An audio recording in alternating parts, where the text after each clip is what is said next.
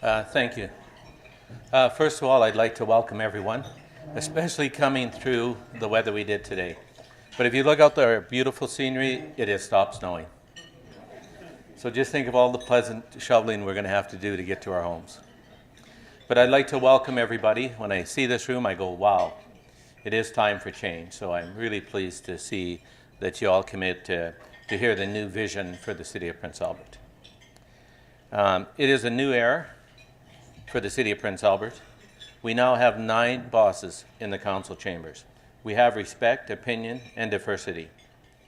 We won't always agree, but we must work forward to get the needs of our community, and we do have needs.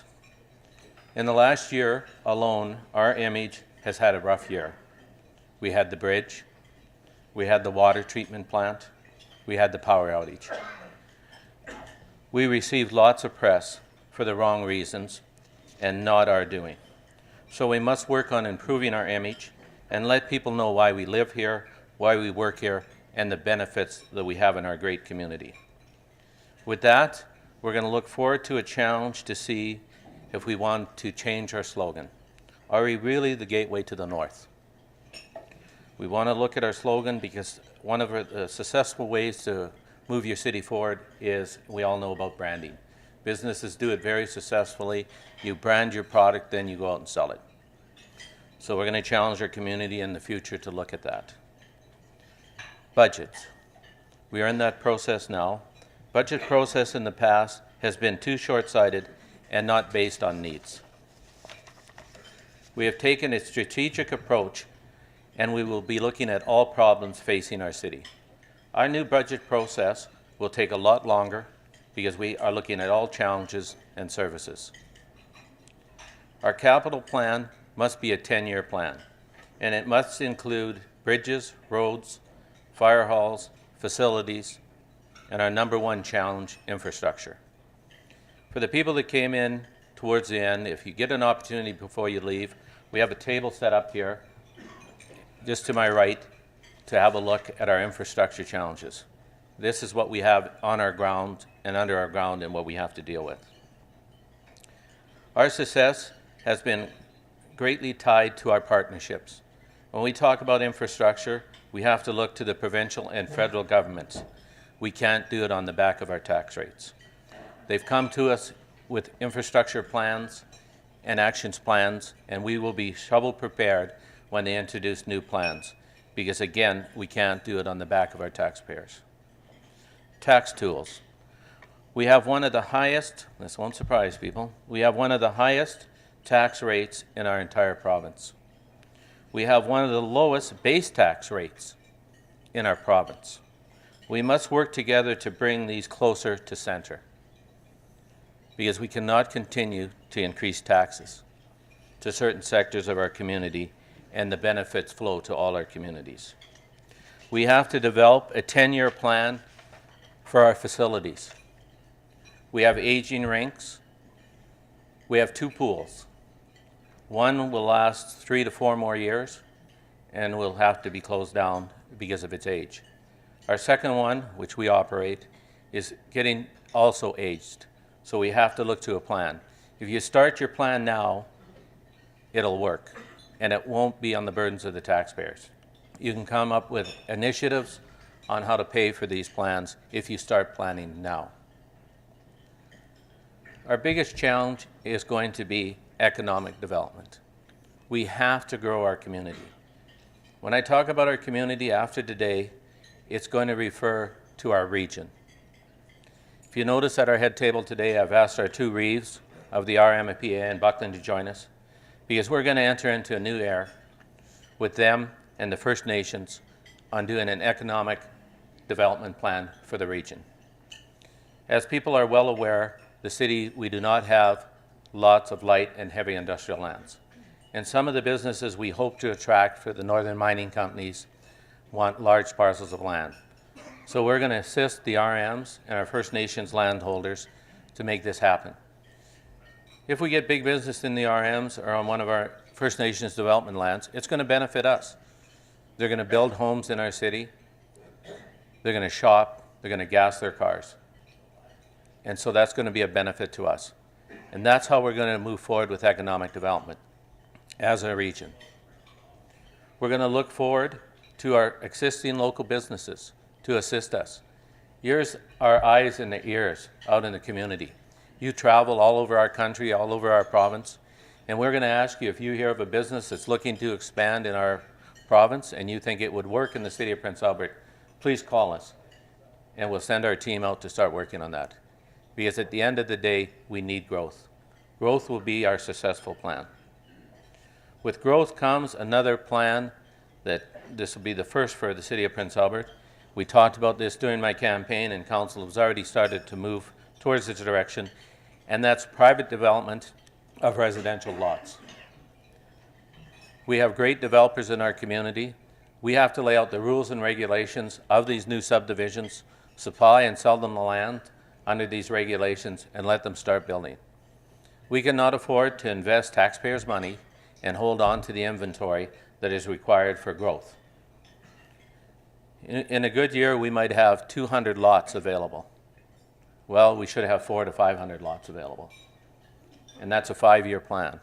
Let's get it in the ground, start developing them, and moving our city forward. We have a great opportunity in the West Hill for development because it's all raw land. We're going to put lots of ponds. We have lots of planning. We have 3 or 4 phases left to do in the acres, and we're going to move forward with those. We're going to move forward with those with private developers. One of the other things we're going to challenge in economic development is the northern mining companies that operate north of Prince Albert.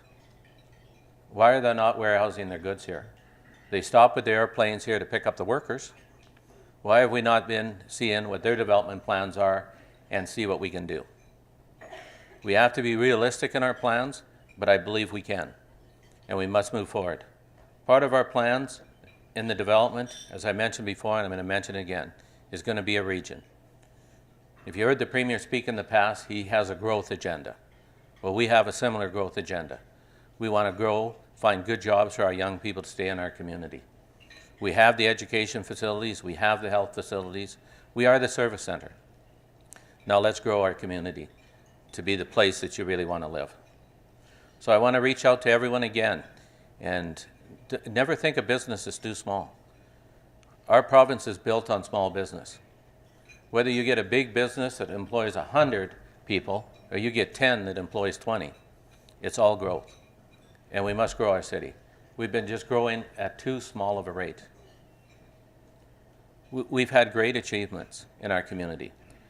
I believe we have one of the largest volunteer bases in our province.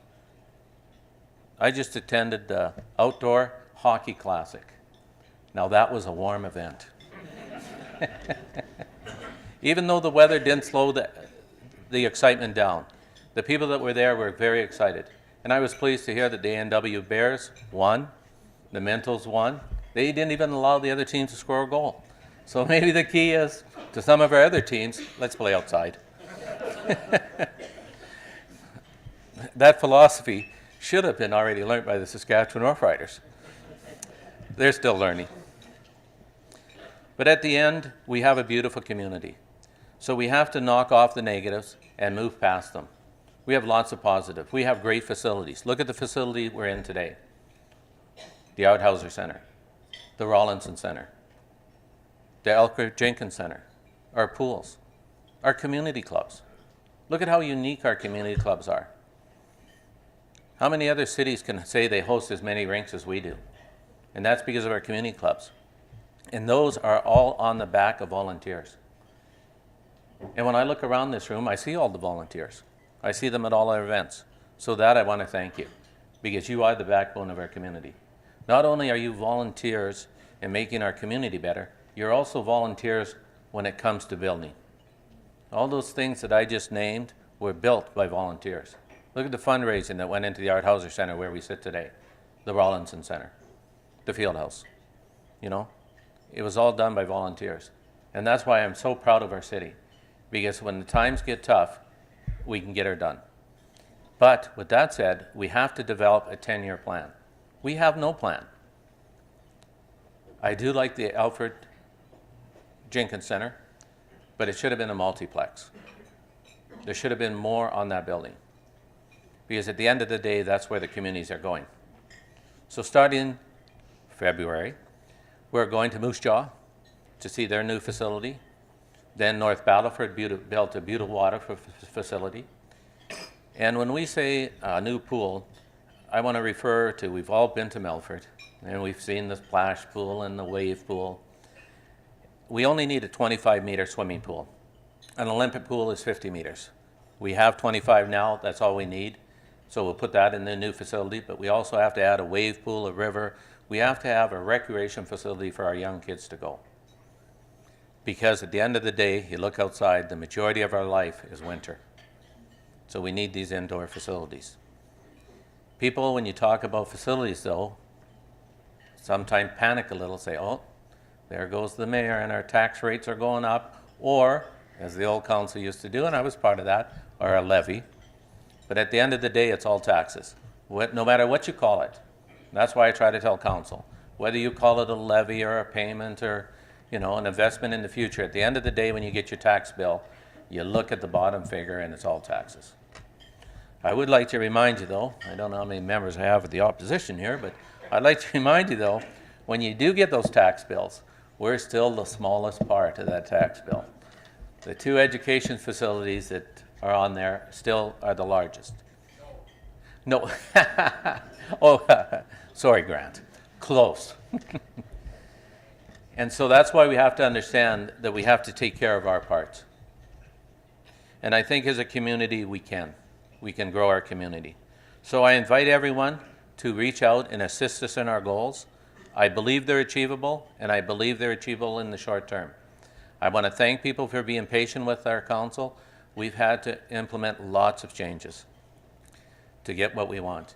Just on the committee structure, and I want to thank the media for reporting committees on death row. That was a very popular highlight in my office that day when I got the phone calls. Committees on death row. No, they were restructured. They're going to be more efficient. They're going to be empowered to do more. And that's what it's about, because those committees are all volunteers. And that's what it's about. If you're going to ask people to sit on those committees, you have to empower those committees and let them know that we're going to listen to the recommendations and make change. Because at the end of the day, we are the community, not 9 of us. We're all the community. We have to work together. And that's why I'm so pleased today to announce that we're going to work hard to build our region. Now with that about finishes my presentation, but I will take questions.